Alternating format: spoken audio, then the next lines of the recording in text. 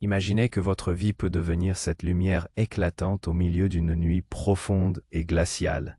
Une lumière pure, incorruptible, offerte non à n'importe quel destin, mais directement au Seigneur. Cette vidéo vous entraîne dans un voyage intérieur, où accepter Jésus-Christ comme la lumière du monde n'est pas une simple idée, mais un appel puissant à transformer l'obscurité qui nous entoure en un éclat de bonté et d'amour authentique. Beaucoup choisissent de rester dans l'ombre, aveuglés par leurs erreurs et leurs péchés. Mais ceux qui, par la grâce du Saint-Esprit, laissent cette lumière rayonner, trouvent en eux une force nouvelle, capable de traverser les tempêtes les plus violentes.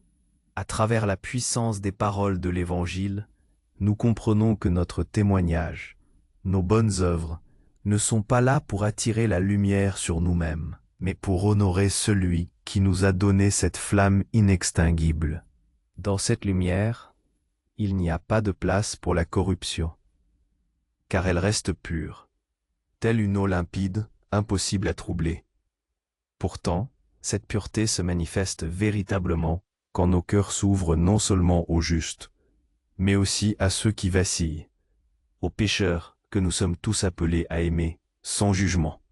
C'est dans le silence profond de la prière secrète que ce lien intime avec Dieu se révèle, loin des regards, où la foi se forge, solide et apaisante. Prioriser ces moments sacrés de méditation et d'échange avec la parole, c'est s'armer contre les défis qui jalonnent notre existence. Trouver ce refuge paisible qui restaure nos âmes et resserre les liens familiaux. Cette vidéo vous invite à placer votre confiance dans les promesses divines qui soutiennent ceux qui ne craignent pas de tendre la main à Dieu dans leurs épreuves. Vous découvrirez qu'une foi ferme en Jésus n'est pas une simple croyance, mais une source vivante de puissance et de réconfort, capable de transformer le combat quotidien en victoire, de sublimer la douleur en lumière. À la fin de ce voyage, vous serez appelé à vous engager dans une prière sincère, à offrir votre vie au Seigneur et à laisser cette lumière briller, non pas pour paraître, mais pour éveiller le monde à cette espérance inébranlable. Abonnez-vous et rejoignez cette quête profonde, où chaque instant passé dans la prière est un pas de plus vers la lumière véritable. Si ce message résonne en vous jusqu'à présent, je vous invite à aimer cette vidéo et à la partager avec quelqu'un qui pourrait en avoir besoin. Quelqu'un qui cherche une ancre dans les eaux agitées de l'existence moderne. Votre soutien aide cette lumière à toucher davantage de cœurs. Nous avons parlé de cette lumière intérieure, pure et incorruptible. Une lumière qui nous a été offerte pour transformer l'obscurité qui nous entoure. Mais comment cultivons-nous cette lumière au quotidien? Comment faisons-nous en sorte qu'elle ne vacille pas, même face aux vents les plus froids et aux tempêtes les plus rudes? La réponse réside souvent dans les lieux les plus inattendus, dans les moments les plus calmes, ceux que le monde moderne a tendance à nous faire oublier. Le silence profond de la prière secrète. Imaginez un instant un monde où le bruit est roi. Nos téléphones vibrent sans cesse, nos boîtes de réception débordent. Les réseaux sociaux nous appellent. Les informations tourbillonnent autour de nous, souvent porteurs d'anxiété et de division. Dans ce maelstrom incessant, trouver un espace de silence n'est pas un luxe, c'est une nécessité vitale. C'est dans ce sanctuaire personnel, loin des regards et des jugements, que notre lien intime avec Dieu se révèle et se renforce. La prière secrète, ce n'est pas un acte de performance religieuse. C'est une conversation honnête et vulnérable avec notre Créateur. C'est là que l'on dépose nos fardeaux, sans crainte d'être incompris, que l'on exprime nos joies, sans paraître trop exubérant, que l'on confesse nos faiblesses, sans être jugé. Dans ce silence, la foi se forge. Elle ne naît pas du vacarme des foules ou de l'approbation sociale, mais de cette intimité profonde. C'est là que l'on apprend à écouter, à distinguer la voix douce de l'Esprit Saint au milieu du chaos. Cela peut être au lever du soleil, avant que le tumulte de la journée ne s'empare de vous. Cela peut être dans les quelques minutes d'un trajet en transport en commun, en détournant votre regard de l'écran pour le porter vers l'intérieur. Cela peut être le soir, lorsque le monde s'apaise et que vous pouvez enfin vous connecter à l'essentiel. Peu importe le lieu ou le moment, l'important est la constance, la discipline de créer cet espace sacré. Et dans ce monde où la solitude est souvent vécue comme un fardeau, la prière secrète nous révèle qu'elle peut être une bénédiction, un lieu de rencontre où nous ne sommes jamais vraiment seuls, mais profondément connectés à la source de toute vie. De ces moments de prière secrète découle naturellement un besoin vital de s'immerger dans la parole, de méditer sur les Écritures. Prioriser ces moments sacrés, de méditation et d'échange avec la parole, ce n'est pas seulement un acte pieux, c'est s'armer contre les défis qui jalonnent notre existence. C'est trouver un refuge paisible qui restaure nos âmes et resserre les liens familiaux. Dans notre ère d'information à outrance, où les vérités sont relatives et les opinions volatiles, la Bible offre un ancrage inébranlable. Elle est cette carte routière divine, cette boussole infaillible qui nous guide à travers les labyrinthes de la vie moderne. Quand les décisions complexes se présentent, face à des choix professionnels qui mettent à l'épreuve nos valeurs, ou à des dilemmes relationnels qui nous arrachent le cœur, la parole de Dieu n'est pas un manuel de règles rigides, mais une source de sagesse intemporelle. Elle nous enseigne la patience face à l'injustice, le pardon lorsque la rancœur nous consume, la persévérance quand l'échec menace de nous submerger. Méditer sur un passage n'est pas simplement le lire, c'est le laisser s'imprégner en nous, le mâcher, le digérer, jusqu'à ce qu'il devienne une part intrinsèque de notre pensée et de notre action. C'est laisser la vérité divine éclairer nos zones d'ombre, démasquer nos propres biais et nous orienter vers des voies de droiture et d'amour. Ce refuge paisible n'est pas une fuite du monde, mais un ressourcement pour mieux l'affronter.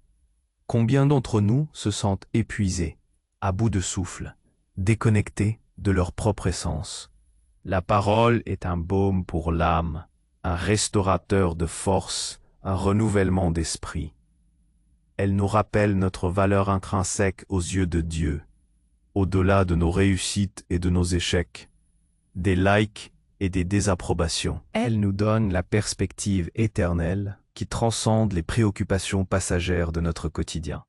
Et cet impact ne s'arrête pas à notre être individuel. Il rayonne, transformant nos relations les plus proches, resserrer les liens familiaux, oui. Lorsque nous partageons ces moments de méditation, de prière, d'étude de la parole avec nos proches, nous construisons une fondation spirituelle commune. Face aux tensions inévitables, aux malentendus, aux différences de personnalité, la parole de Dieu nous offre un langage commun de l'amour, du pardon et de la compréhension. Elle nous invite à nous voir les uns les autres à travers les yeux de Christ, avec compassion et grâce. Dans un monde où les familles sont souvent fragmentées par les emplois du temps et les écrans, ces moments dédiés à la parole deviennent des piliers, des rituels sacrés qui ancrent la famille dans quelque chose de plus grand qu'elle-même, forgeant une unité et une résilience inestimables.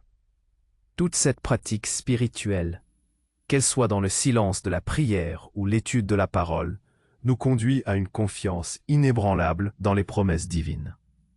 Cette vidéo vous invite à placer votre confiance dans les promesses divines qui soutiennent ceux qui ne craignent pas de tendre la main à Dieu dans leurs épreuves. Ah, les épreuves! Elles font le lot commun de l'humanité, des petites frustrations quotidiennes aux chagrins profonds qui semblent nous dérober le souffle. Perdre un emploi, faire face à une maladie grave, traverser une séparation douloureuse, endurer l'injustice ou la trahison, ou simplement naviguer dans l'incertitude économique et sociale de notre époque, ces défis peuvent ébranler les fondations de notre être. Pourtant, c'est précisément dans ces moments de vulnérabilité que la main de Dieu se tend le plus fermement, si seulement nous osons la saisir. Beaucoup hésitent, par peur d'être déçus, par honte de leur faiblesse, ou parce qu'ils ont été conditionnés à croire qu'il faut tout gérer par soi-même. Mais Dieu ne nous demande pas d'être invincibles, il nous invite à être honnêtes. Tendre la main à Dieu dans l'épreuve, ce n'est pas un signe de faiblesse, mais un acte de foi puissant. C'est reconnaître qu'il y a des batailles que nous ne pouvons pas gagner seuls, des profondeurs que nous ne pouvons pas sonder sans son secours. C'est admettre que notre sagesse humaine est limitée et que nous avons besoin d'une sagesse divine pour naviguer dans l'inconnu. Les promesses de Dieu ne sont pas de vaines paroles jetées au vent. Elles sont les fondations même de notre espérance. Il promet de ne jamais nous abandonner ni nous délaisser, de pourvoir à nos besoins, de nous donner la paix qui surpasse toute intelligence, de transformer nos cendres en beauté, nos lamentations en chants de joie. Ces promesses ne garantissent pas l'absence de tempête, mais la présence indéfectible de celui qui tient les vents et les mers dans sa main. Lorsque le doute s'insinue, lorsque l'anxiété serre nos cœurs face à l'avenir incertain, nous pouvons nous appuyer sur ces vérités éternelles. Elles sont le roc sur lequel nous pouvons construire notre vie, une source de réconfort qui ne tarit jamais. Et c'est dans cette confiance que la foi prend toute sa dimension. Vous découvrirez qu'une foi ferme en Jésus n'est pas une simple croyance, mais une source vivante de puissance et de réconfort, capable de transformer le combat quotidien en victoire, de sublimer la douleur en lumière. Trop souvent, la foi est réduite à un ensemble de doctrines ou à une adhésion intellectuelle.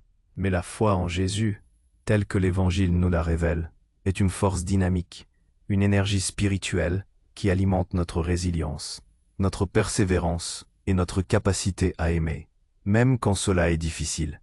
Considérez le combat quotidien. Il ne s'agit pas toujours de grandes batailles épiques, mais souvent de luttes intérieures. La tentation de la paresse, la colère qui monte face à une injustice mineure, le découragement devant un objectif lointain, la voix du jugement envers soi-même ou envers les autres. Une foi vivante en Jésus nous équipe pour ces combats subtils, mais constants. Elle nous donne la force de choisir la patience plutôt que l'impatience, le pardon plutôt que la rancune, la générosité plutôt que l'égoïsme. La victoire, dans ce contexte, n'est pas toujours un triomphe éclatant aux yeux du monde, mais une transformation intérieure, un pas de plus vers la ressemblance à Christ, une paix qui s'installe malgré les circonstances. C'est la capacité de garder son intégrité au travail alors que d'autres transigent, de maintenir l'amour dans une relation alors que tout pousse à l'abandon, de trouver la joie même au milieu des épreuves. Et que dire de cette capacité à sublimer la douleur en lumière? C'est l'un des mystères les plus profonds de la foi. La douleur est inévitable dans la vie humaine. La perte d'un être cher, la souffrance physique, l'échec d'un projet de vie. Il est naturel de vouloir l'éviter. Mais la foi en Jésus nous offre une voie pour traverser la douleur, non pas en l'ignorant, mais en la transformant. À travers elle, nous pouvons développer une compassion profonde pour ceux qui souffrent, une humilité qui nous rend plus accessibles, une sagesse qui ne peut être acquise que dans le creuset de l'épreuve. Des témoignages innombrables existent de personnes qui, ayant traversé les vallées les plus sombres, sont devenues des sources d'inspiration et de réconfort pour d'autres, transformant leur propre vulnérabilité en un canal de la grâce divine. C'est cela, sublimer la douleur en lumière. Utiliser ce qui aurait pu nous briser pour éclairer le chemin d'autrui, révélant la puissance de Dieu dans notre faiblesse. C'est comprendre que même dans les moments les plus sombres, il y a une présence divine qui nous porte et qui peut utiliser chaque cicatrice pour raconter une histoire de résurrection et d'espérance. Nous arrivons à la fin de ce voyage, un voyage intérieur qui, je l'espère, a éveillé en vous le désir ardent de laisser la lumière de Jésus briller à travers vous. Il ne s'agit pas d'une lumière que nous allumons nous-mêmes pour paraître, pour impressionner ou pour attirer les louanges. Non, c'est une lumière reçue, un don du Christ qui nous transforme afin que nous puissions, à notre tour, illuminer le monde autour de nous. La question n'est plus « Comment puis-je trouver la lumière ?» mais comment puis-je laisser ma lumière rayonner, une lumière qui n'est pas la mienne, mais celle de Dieu et qui me traverse pour atteindre le cœur de l'humanité? C'est une invitation à s'engager, pas à la légère, mais avec une sincérité renouvelée, à offrir votre vie, non pas comme un sacrifice douloureux, mais comme une offrande joyeuse, sachant que celui à qui vous la donnez est fidèle et juste. Cette lumière que vous portez, cette espérance inébranlable, n'est pas destinée à rester cachée. Elle est pour les cœurs brisés, pour les âmes perdues, pour ceux qui cherchent un sens, une vérité, un amour pur au milieu d'un monde qui en manque cruellement. Êtes-vous prêt à devenir ce phare dans la nuit, cette étincelle d'espoir dans l'obscurité, non pas pour votre propre gloire, mais pour celle de celui qui vous a tout donné? Je vous invite maintenant à un moment de prière. Que cette prière soit le point de départ d'une nouvelle dimension de votre relation avec Dieu. Un engagement profond à marcher dans sa lumière et à la partager. Vous pouvez répéter ces mots après moi ou simplement les laisser résonner dans votre cœur. Prière. Seigneur Jésus, je reconnais que tu es la lumière du monde, la source de toute vie et de toute espérance. Je te remercie pour ton amour infini et pour le don de ton Esprit Saint qui éclaire mon chemin. Je confesse mes imperfections et mes faiblesses, et je te demande pardon pour toutes les fois où j'ai choisi de rester dans l'ombre. Aujourd'hui, je m'engage à nouveau ou pour la première fois à te donner ma vie. Je choisis de placer ma confiance en tes promesses et de laisser ta lumière briller à travers moi. Aide-moi à cultiver le silence de la prière secrète, à méditer ta parole et à tendre la main vers toi dans toutes mes épreuves. Que ma foi soit une source vivante de puissance et de réconfort, transformant mes combats en victoire et ma douleur en lumière pour les autres. Que mon témoignage, mes bonnes œuvres, honorent ton nom et non le mien. Utilise-moi, Seigneur, pour être une lueur d'espoir et d'amour dans ce monde qui en a tant besoin. Je m'abandonne à ta volonté et à ta grâce. C'est une prière puissante, et je crois qu'elle a déjà commencé à œuvrer en vous. Pour conclure ce moment, je vous invite à méditer sur les paroles du psaume 27, verset 1. « L'Éternel est ma lumière et mon salut. De qui aurais-je crainte? L'Éternel est le soutien de ma vie. De qui aurais-je peur? » Que cette vérité vous accompagne, vous fortifie et vous inspire à chaque pas. N'oubliez jamais que vous n'êtes pas seul. La lumière de Dieu est en vous, et elle est plus forte que n'importe quelle obscurité. Prions une dernière fois, ensemble, pour ancrer cette vérité. Père Céleste, nous te remercions pour ta lumière qui nous guide, et ta présence qui nous rassure. Accorde-nous la force et le courage de laisser cette lumière rayonner sans réserve, pour ta gloire et le bien de notre prochain. Amen. Si cette vidéo vous a touché, je vous encourage à la partager avec vos amis et votre famille et à laisser un commentaire ci-dessous. Partagez ce que la lumière de Dieu signifie pour vous, ou comment elle a transformé votre vie. Votre témoignage est une lumière supplémentaire pour le monde. Que Dieu vous bénisse abondamment.